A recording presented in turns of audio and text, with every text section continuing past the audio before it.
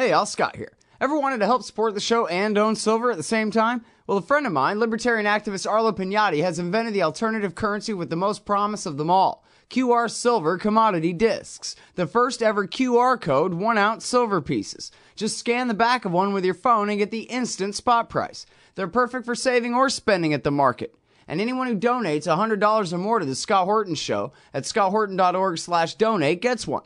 That's scotthorton.org/donate. And if you'd like to learn and order more, send them a message at commoditydiscs.com or check them out on Facebook at /commoditydiscs. And thanks. All right, you guys. Welcome back to the show. I'm Scott Horton. It's my show, The Scott Horton Show. Our first guest today is our friend Mark Thornton, senior fellow at the Mises Institute. That's mises.org for their website and 10 zillion pages worth of free content of the highest quality, Mises.org. Welcome back to the show. How are you doing, Mark? Hey, Scott. It's great to be back on the air with you, coming to you from the lovely village of Auburn, Alabama, and the Mises Institute. Right on. Good to be on the show. Very good to have you here.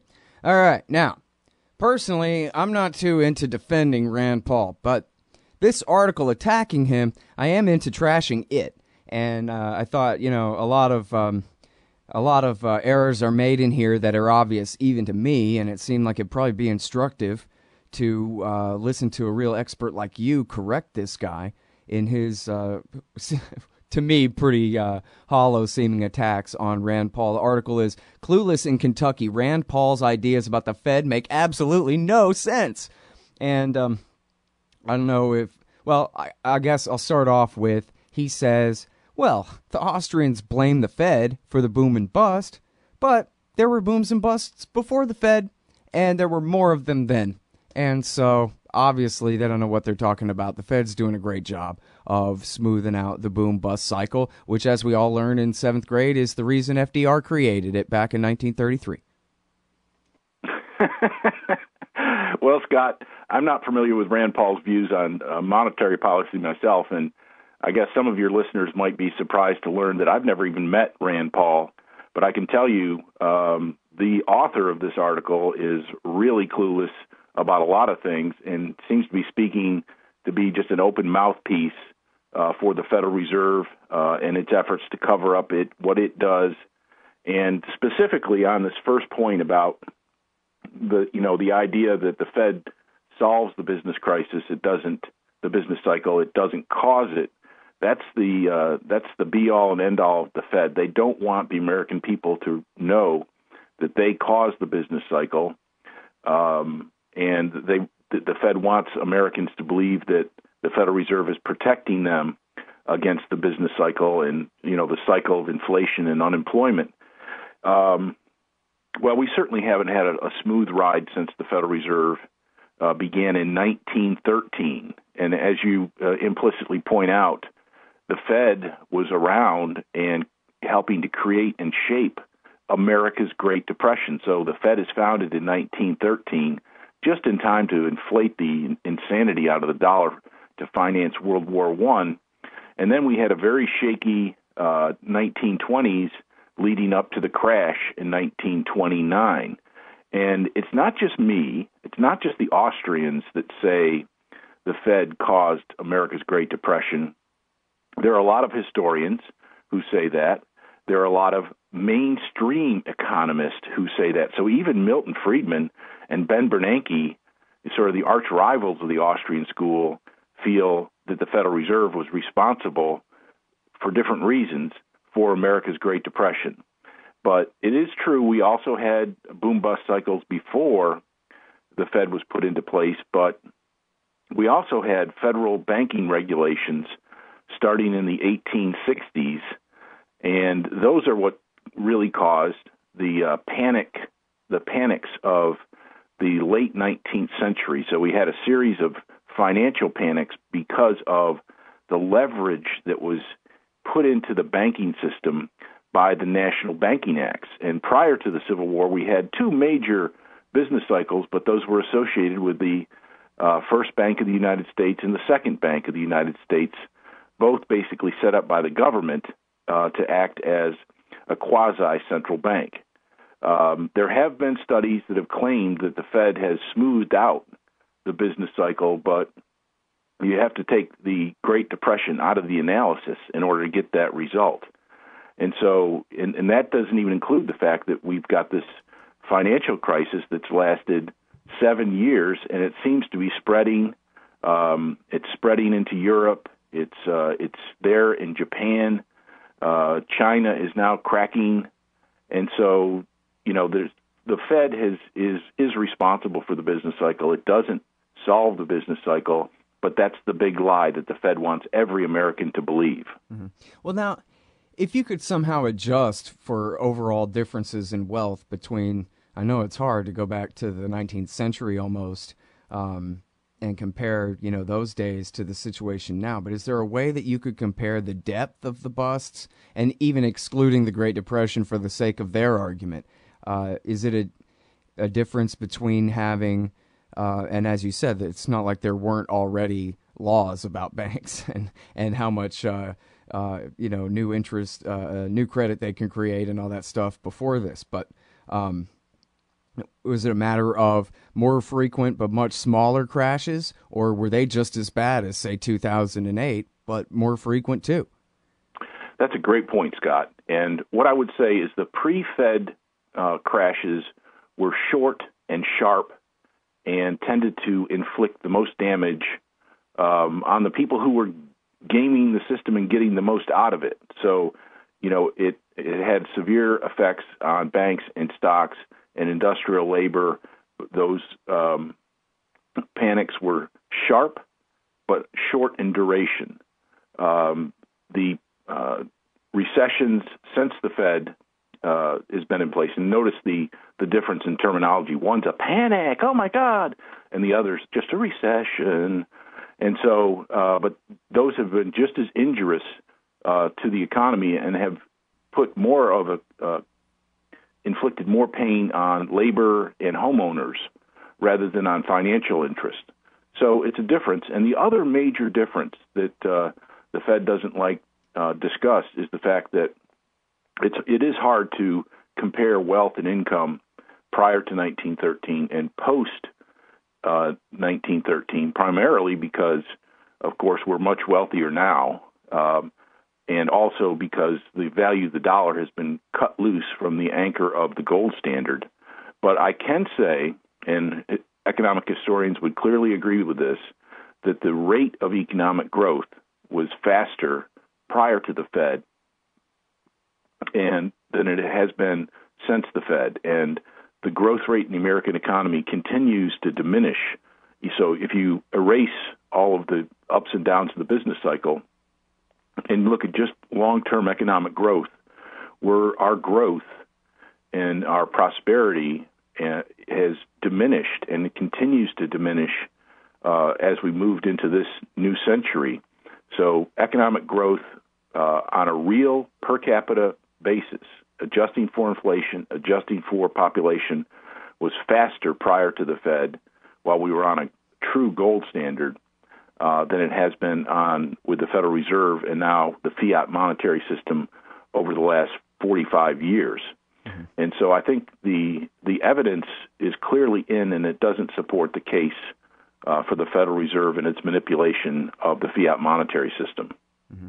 Well, and it sounds like they've had all this time since then, 100 years, to perfect the system whereby they socialize all of the risks onto everybody else and all the consequences onto everybody else with all the repeated bailouts and all that. And, of course, in Washington, D.C., they're all on the government payroll there, so there is no downward pressure on wages ever for them.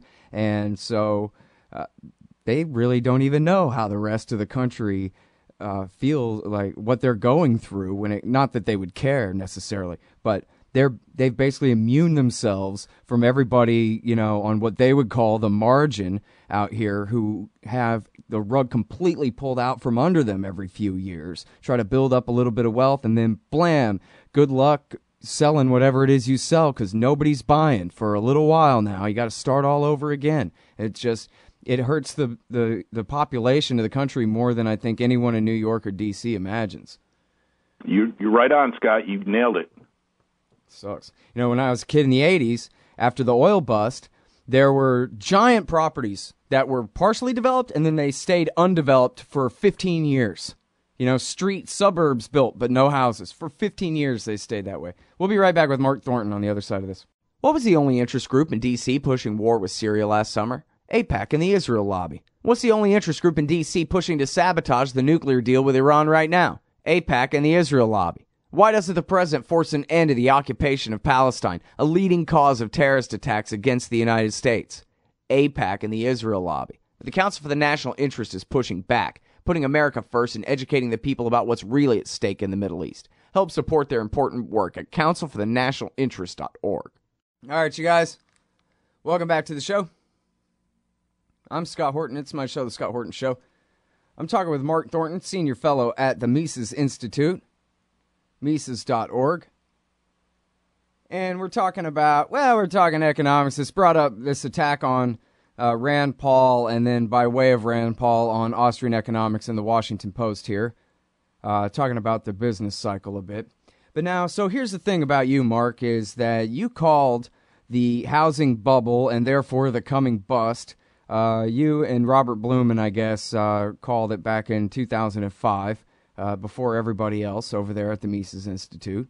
And you've got your great skyscraper thesis about when the bank's got so much money that they're building skyscrapers with it, then, yeah, that's a lot of artificial bank credit expansion, and you're in a bubble, and it's going to pop soon. These things all make much sense to me.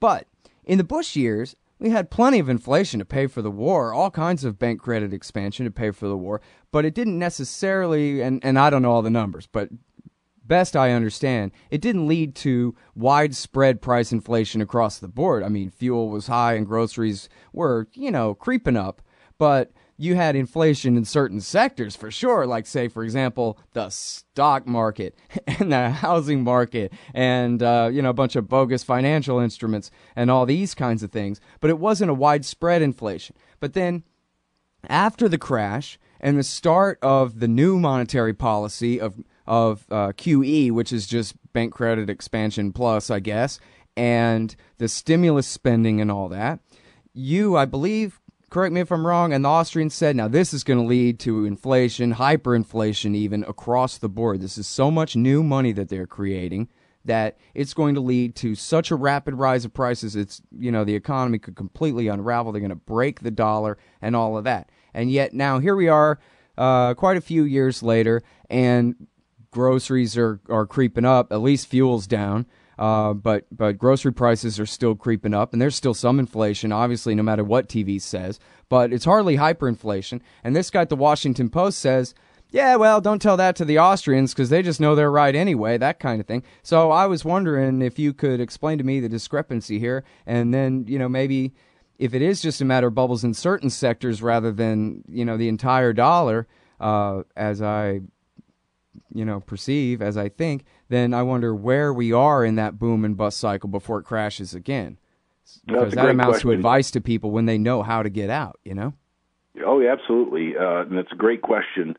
And it highlights the benefits of the Austrian economic analysis of monetary policy rather than mainstream analysis. The mainstream analysis focuses almost solely on the consumer price index or some variation of the consumer price index as a gauge of inflation. The Austrians don't look at it that way. We look at where is the new money created and who's getting to spend that money, where is that money? And typically the central bank or the Federal Reserve gives the money either to the government or to the financial system, and in this case, both. Where the money is coming in is in Washington, D.C. and in New York City, and that's where real estate prices are still booming, basically, in Manhattan, where they're building all sorts of skyscrapers, and in Washington, D.C., where real estate prices have gotten to an all-time high. So when Austrians look at the money supply and prices, what we saw in the 2000s was that money was going into the housing sector, and that's why we, Robert Blumen, myself, Frank Shostak, and others writing on Mises.org were pointing the finger at a housing bubble and warning of a financial crisis in mortgages. And this is in 2003, 4, 5, and 6.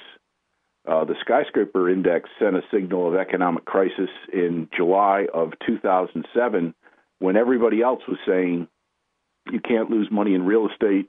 Real estate prices never go down. Investing in homes is the best place to put your money and all that stuff, and belittling the Austrians once again. And so we relish being attacked by the mainstream, whether it was back in 2007 or whether it's 2015. We think the fact that people are attacking us in the New York Times and the Washington Post and other mainstream outlets means that we're having a positive impact on people's thinking, and that the powers that be on Wall Street and on Manhattan and in Washington, D.C. are getting afraid that the Austrians are gaining much influence, and the fact also that alternative media, such as your program, is having such an impact on a larger number of people. And so the Austrian analysis is doing just fine as the money started going, with quantitative easing, which is basically, they brought the interest rate down to zero, and then they force-fed Wall Street by buying up government bonds and buying up mortgage-backed securities. And so they've had an effect of flooding the banking and financial system with money. And, of course, what we've seen is that bond prices and stock prices have skyrocketed to all-time highs. And I don't think government bonds have ever been this high in price and this low in yield. And the stock market is at an all-time high as well. So the money, where they put it, is showing up in higher prices. You and I don't get that money. We're not experiencing the great expansion in wealth that Washington, D.C. and Wall Street is experiencing. So the Austrian analysis is spot on as far as I'm concerned.